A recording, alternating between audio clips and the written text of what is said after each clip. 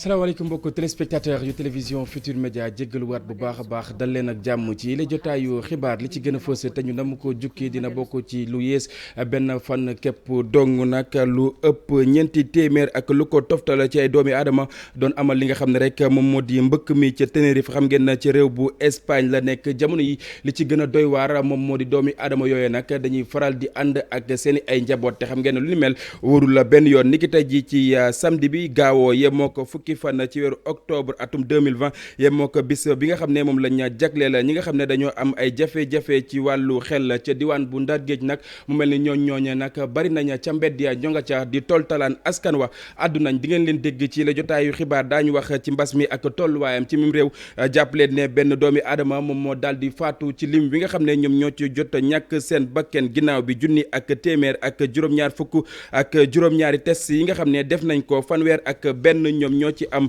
li nga xam ne moom moo di Covid 19 li nga xam ne ñoom ñoo di albinos yi nag di ay puune ca diwaan bu Sikicoor ñoom ñooñu ay jafe-jafe la ñuy am ci lépp lu soxal wàllu paj mi rawatina diw yi nga xam ne dañ koy faral di diw seen ak yaram ngir ëytu li nga xam ne moom moo di naaj bi ci yile jotaayu xibaar di ngeen ci dégg Yaya Konté moom moomee nag moom mooy président bu association régionale ñi nga xam ne ay albinos lañ ca diwaan bu Sikicoor mbokk yi li lépp yi tënk la bu ngeen taaxiloo tuuti ma dikk ñu faram fàcce.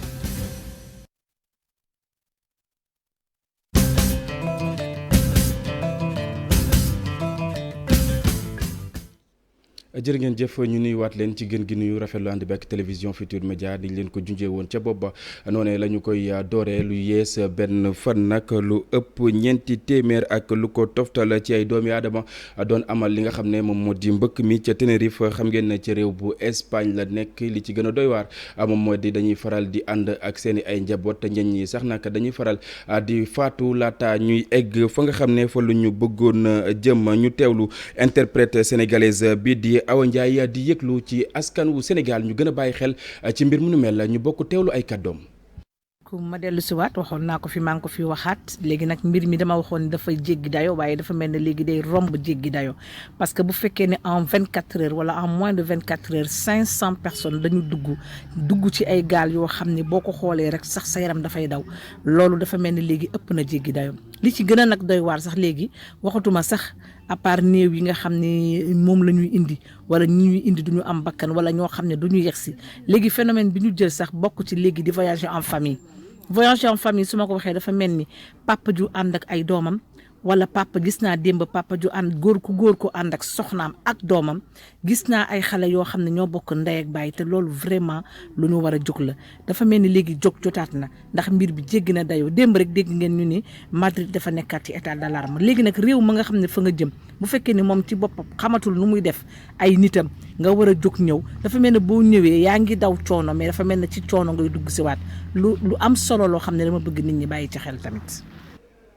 mu doonoon Awa Ndiaye nekk interprète sénégalaise ci réew bu Espagne ñu wax ci leneen niki tey jii ci gaaw bi yemoo ko fukki fan ci weeru octobre nag di bés bi nga xam ne moom lañ jagleel ci àdduna wërngal këpp ñi nga xam ne dañoo am ay jafe-jafe xel ca diwaan bu Ndar Géej nag mu mel ni bari nañ ci li nga xam ne ñoom ñoo di mbedd ya ña nga fa nekk di toltolaan ba tax itam askan wa di sàkku rek ci ñi nga xam ne ñoom ñoo ŋànk réew bu Sénégal ñu utal leen ab makkaan woo xamante ni dañ leen fay faral di denc Ousseynou Thiam ak sekk ci reportage.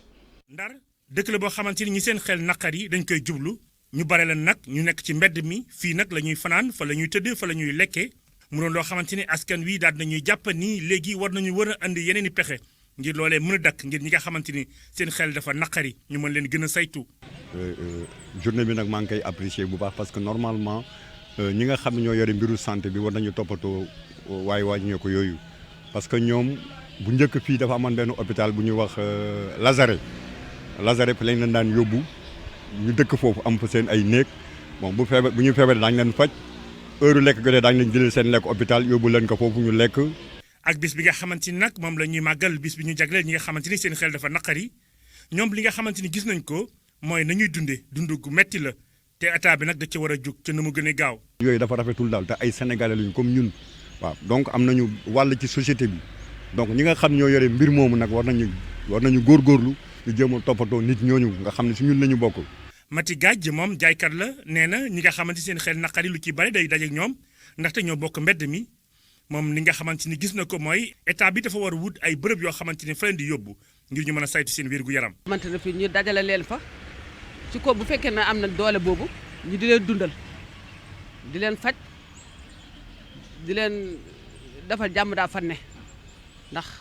boo leen yoree war nga leen wutal mat la boo leen di tëral war nga leen wutal ndox boo xam ne fa la ñuy nekkee. bis bi ñu jagleel ñi nga xamante ni seen xel dafa naqare nag war na doon mbir moo xamante ni war nañ ci xalaat ngir ñoom ñu gën leen a jàppale ndaxte léegi saa ci mbedd mi la ñuy fanaan te lu ci bare ci dëkk yu mel ne Ndar Géej sedd bi ak lay bi di leen di indil yeneen i feebar.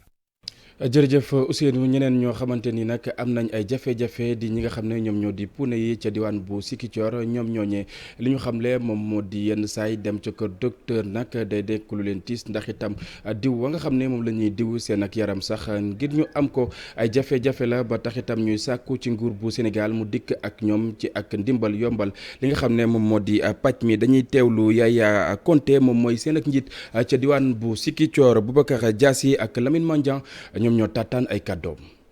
ci wàllu wér bu yaram defe naa wér bu yaram mooy lépp tey pour ñu accéder tey parfois si médecin dermatologue problème la tey pour ñu am crème solaire problème la cancer de la peau pour nga faj ko c'est des millions wala bëgg na tuuri 500 000 te amul benn fond bu nga xam ne dañ ko jagleel pour loolu te nga gis albinos yi naka lay néewee doole naka lañ seen koom-koom yi bëriwulee suñ fa jegee ko defe naa nit képp ku nga xamante ne yaa ngi dund lu nga xamante ne soo ko amee dana la nekk trop mooy bët tey jafe-jafe vision bu albinos yi am tey Sénégal mënuñ tey détecter problème de vue de l'albinisme pour mën a am vision au niveau du Sénégal appareil boobu amul Sénégal te ñu ne santé pour tous donc santé pour tous c'est pas adéquat que ça soit au niveau régional même que ça soit au niveau national carte d'égalité des chances fii génn na ñu ne santé pour tous mais carte d'égalité des chances lu ñu siy jël en charge concerné wu les albinos donc état dafa war a xoolaat droit la bu nga xamante ne dañ ko war a am mais droit boobu defe naa état du Sénégal daf ñu ko xañ parce que lan moo tax moo xañ ko parce que moom mooy responsable. ñu desandi ci wàllu wér-gu-yaram ba tey mbokk yi ñëw ci mbas bi ak tolluwaayam ci mim réew jàppale ne ni ki démb benn doomu aadama moom moo daal di toftalu ci lim bi nga xam ne ñoom ñoo ci jàttoon ñàkk seen bakken ginnaaw junni ak téeméer ak juróom-ñaar fukk ak juróom-ñaari test yi nga xam ne daal nañ koy def fanweer ak benn cas positif la ñu am fukk ak juróom-ñaari cas contact ñu teewlu docteur Mamadou Ndiaye mi yoroon kàddu bés bi ca ministère de la santé. mu mel ni boobule élément daañ ci dikkaat nu mu gën a yaatoo ñu desandi ba tey ci wàllu wér-gu-yaram nag kër docteur wa nga xam ne moom moo nekk ca diwaan bu Kaolack nan la ñuy def ngir gën koo ñongal ay doomu Kaolack ya nga xam ne ñoom ñoo nekk ca réew bu États-Unis nag jamono yi faggu ba dëgër ngir daal defar lu ni mel ci noonu ñu daal di génnee lu tolloo ko fukki million ci suñu ay koppar ngir daal di defar loolee ñu teelu reportage bu Ibrahima Diamé ak Fally Gueye. mu bokk kon ci mbëbët yi gën a rëy yi nga xamante ni waa direction hôpital régional bu Kaolack am nañ ko mu yéegal hôpital bile ci hôpital bu niveau 3 bu ñu sukkandikoo ci président conseil d'administration bi di Baba Ndiaye li ci des daanaka bareetul boo xoolee réalisation yi nga xamante ni def nañ ko ci diir gu gàtt ci biir hôpital bile. waaw xam nga hôpital moom de kër boobu nga xam ne fa yokk bu ngay xool fa néewuloon rek. tey ñu indi fi SAMI ku xamoon chirurgie da nga fekk ñaari aménagement yu am solo benn bi mooy réanimation. ñëpp xam nañu ñaari bloc moo fa amoon tey dama nga xool ko c'est de grands vastes chantiers yoo xam ne extension bu mag bu yaatu moo fa nekk ak équipement yu bees yoo xam ne ni yu xarañ leen également sédim bii ngeen gis bâtiment bi xam ngeen ne am na yar gis leen ko fi muy sédim bëriwul fu muy am te incha allah rabbi fii ak ay weer yu néew li ñuy wax IRM ndax def nañ ko emplacement si biir le ministre de la santé dina ko indi fii gën mu nekk premier IRM à l'intérieur de Dakar loolu sax bu rëy lay nekk également ci biir hôpital régional bu Kaolack. ci mbébét boobule nag mu mel ni doomu Kaolack yi féete États-Unis boobuñ ci des gannaaw ñoom daal dinañ andi seen participation ci jamono ju nga xamante ni ñu ngi xeex lii di coronavirus. donc dañ fi ñëwoon tey en tant que doomi Kaolack pour indi suñu wàll ci ndimbal bu nga xam ne liggéey bu nga xam ne autorités yi ñu ngi koy def pour xeex pandémie bi nga xam ne mu ngi ci dëkk bi. boo ko defee xayma bu yaatu. ëpp na 10 millions. projet d'établissement niveau 3 bi nag diirub ñetti at lañ ko bëgg a jeexal maanaam atum 2021 ñu war a gën a yokk kon lii di ay médecins qualifiés ay plateaux médicaux yu mucc ayib. Ibrahima beneen ab mbébét bi la yoon nag ki ko am di jëwriñ ji nga xam ne moom lañ dénk wàllu tourisme fii ci réew bu Sénégal li mu bëgg moom moo di ñi nga xam ne ay investisseurs lañ ñu daal di sóob seen ak yoxo bu baax a baax ca woowule secteur ngir rek ñu jóg yantiwaat li nga xam ne moom lañ jot a ñàkk te mbas mi daal di koy waral fii ci réew bi naka noonu itam muy rafetlu tefesuk Saly wi nga xam ne daal nañ koy defaraat ba tax ci lu toll ko fukk ak juróom-ñaar ci ay hôtel daal di delluwaat ci seen ay activités Abdourahmane Diallo ak Mamadou Gueye. liggéey yu ñuy amal ci plage bu Saly jege na benn at li ni mel a tax ñu daal di sauver lu toll ak fukk ak juróom-ñaari hôtel waaye tamit tax ba lu ëpp junni doomu aadama daal di wéyal seeni liggéey. soo nee Saly da ngay naan tourisme balnéaire mu amoon 17 hôtels yi fi nekk ñoom ñëpp arrêté woon seen i activité wala seen activité wàññeeku président Macky Sall am décision pour restaurer loolu mu dënku ñu liggéey bi def ci 23 milliards liggéey bi tey yemb na gis ngeen ko plage bi ñëwaat na chargé nañ ko am nañu aussi ay jumtuwaay yoo xam ne dina tax ba suuf si am fii dootul delluwaat ci géej gi donc loolu moom la ñu amoon tey di ko wone. li des ngir saison touristique bi ubbi bareetul li ni mel a tax jëwriñ bu yor wàllum tourisme bi muy ñaax investisseurs yi ñu daal di dellu siwaat ci Petite Côte bi loolu rek ngir suqaliwaat secteur bi. di wax ne lii su amee dina am njëriñ bu am solo ci koom-koomu tourisme fii ci Saly mais ci réew mi ndax ñi daan investir ci wàllu secteur touristique te ñu tëjoon seen hôtel dem feneen dinañ dellusiwaat ndax gis nañu kat liggéey bi am na te daaw bi ma demee Paris dajeeg ñi yëngatu ci wàllu tourisme li nekkoon seen mébét bi gënoon a far moo doon wàllu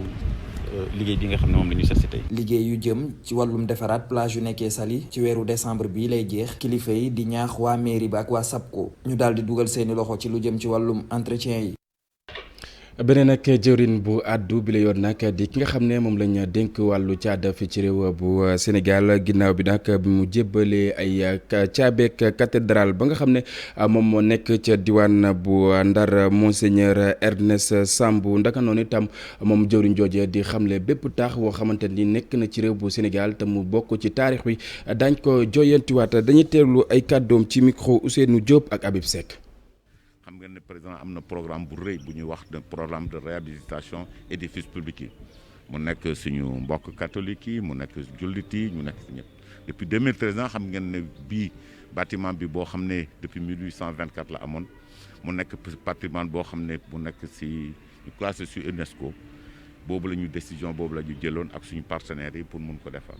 loolu AFD intervenir APIX intervenir comme maître d'ouvrage délégué te liggéey loolu lañu pare pour que ñu jox caabi bi diocèse boo nekk Saint-Louis tey ñuy rafetlu loolu trop. xam ngeen ne Saint-Louis spécificité bu mu am mooy patrimoine la patrimoine bu am solo la que tey décision volonté gouvernement bi mooy ñu jéem a réhabilité yëpp lépp processus la bu fekkee tey pare nañu lii suba ñu commencé nañu ay études yoo xam ne sax si gouvernance yi loolu su paree pour que ñu mun koy def tam ak suñu partenaire. addu mbokk yi ci lu soxal wàllu wér tàggat yaram xam ngeen ne ni ki démb jongante wi doxoon ci diggante réew bu Sénégal ak itam bu Maroc réew bu Sénégal dafa daal di nërmeelu ba tax itam ay ponk yu bëri di ay laaj ñu daal di koy samp ci wàllu wi ndax anam wa nga xam ne moom la ñuy footballé moom moo doy waar wala bokk tactique de jeu bi nga xam ne Aliou Cissé mi ngi koy daal di teg ci kanamu gaynde yooyu loolee lépp di ngeen am tontu li ci récit bi nga xam ne Cheikh Sadbou Diarra def na ko ñu seetaan. am ndam ci kanamu réew yu mag yi ci football dawal bal bi bu rafet ci gis-gis yooyu ñooy jafe-jafe gaynde yi bi leen Aliou Cissé yoree ba nii seen nërmeelu ñetti bal ci benn ca Maroc daf ko firndelaat te loolu Cissé daf cee am wàll wu rëy ci tànneefam la dooree joueur yu bari doole mën daw rek lay jël ba loolu moo waral 11 de départ bi ci système 4-3-3 bu dul soppeeku mukk Sénégal di tële yor bal doxal football bu rafet ci juróomi at yi mu yoragum gaynde yi tactique bu Aliou Cissé mën nañ ko tënk ci ñetti imposer défi physique dëgëral défense bi ba bañ a jël but ak yaakaar ci exploit individuel yu attaquant yi ku ci mel ni Sadio Mané loolu nag ci jongante ak réewu football yu ndaw yi kese lay dox ci noonu entraîneur Rasta bi am wërsëg di nekk ci poule yu mettiwul dara ci éliminatoire yi yor ci bilan bi gën baax ci équipe nationale bu Sénégal mu teg si bokkoon ci coupe du monde Russie 2018 yegg itam finalu coupe d'Afrique 2019 ay résultats yu tax mu des nekk sélectionneur gaynde yi wante jafe-jafe yi si jongante ak réew yu mag yi mu ngi wéy ba léegi Ghana ak Tunisie la dóor ci ñu nu mën a wax ndax su nekkul manque d'agressivité comme li ëpp ci match seen diggante ak Maroc mu ngi nekk tële wëlbati match suñu ko jiitoo ci score bi final bi seen diggante ak Algérie di benn ci firnde yi ñàkk am circuit de jeu bu leer bokk ci li koy indi ngir saafara ko faaw Aliou Cissé jël ay joueurs yu mën teg seen tànk ci bal bi affaire expérience mu bañ ci sukkandiku trop rajeunir équipe bi di woo bépp joueur bu leer ni mën na indi coppite bu baax ci footballu gaynde yi loolu dina tax Sénégal bi bari ay footballeur def jaloore ci lu yàggul dara mu bokk ci jël CAN 2021. jërëjëf Cheikh Sadibou Diarra lu mooy football éliminatoire Afrobasket phase qualification novembre atum 2020 Sénégal nag ñi lee la bokkal poule Angola Mozambique ak itam ñi nga xam ne ñoom ñoo di waa Kenya mbokk yi foofee la ñuy jaar itam daal di yëkkati wile jotaay ñu bàyyi leen ngeen wéy ak programme télévision Futur Média ki nga xam ne moom moo di Aba ak ñamu toggal ca plateau ba ñu bàyyi leen ñu wéyal li nga xam ne moom moo di seen ak émission